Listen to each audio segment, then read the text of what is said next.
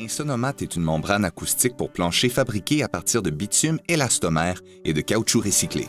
Spécialement développée pour les utilisations sous une chape de béton de 38 mm, soit 1,5 pouce d'épaisseur, un rouleau peut couvrir une superficie de 7 mètres carrés, soit 75 pieds carrés. L'épaisseur de la membrane est de 15 mm, soit 9/16 de pouce.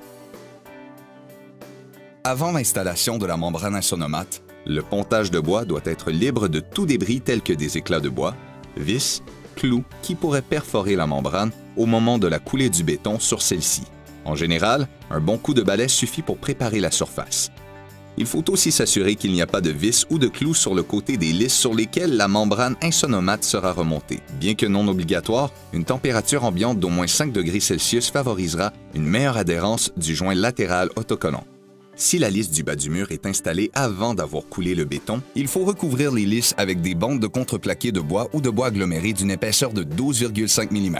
Les lisses ainsi recouvertes deviennent la référence d'épaisseur pour la coulée de béton. Déposer la boîte horizontalement au sol et sortir le rouleau. Il est recommandé de couper les rubans adhésifs en diagonale afin d'en permettre le retrait plus facilement. Installer la membrane Insonomat avec la face de granule de caoutchouc vers le bas, face au plancher. À la rencontre du mur opposé, il faut une fois de plus faire remonter la membrane d'environ 5 cm, soit 2 pouces, sur le mur, afin de conserver une surface granuleuse entre le mur et le béton.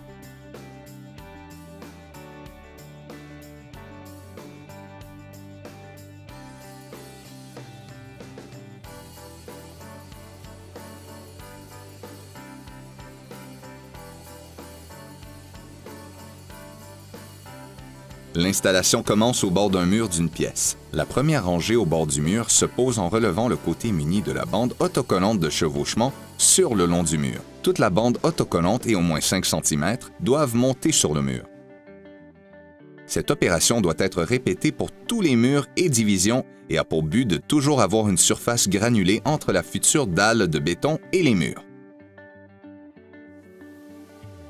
Pour la portion de membrane située dans l'angle intérieur des murs, fabriquer manuellement un coin et le recouvrir de ruban adhésif de construction afin de préserver l'étanchéité.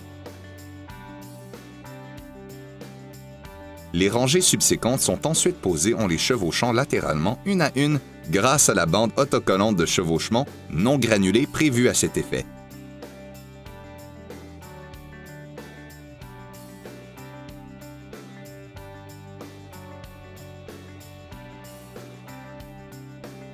Dans le cas de joints de bout de rouleau, les deux extrémités de membrane doivent se toucher sans être superposées. Les joints sont ensuite scellés à l'aide de rubans adhésifs de construction afin de préserver l'étanchéité. Une fois la membrane complètement installée, retirez toutes les granules de caoutchouc et autres débris qui pourraient se trouver sur la membrane. Le béton peut ensuite être coulé. Une fois la dalle durcie, coupez les excédents de membrane au-dessus de la dalle au périmètre.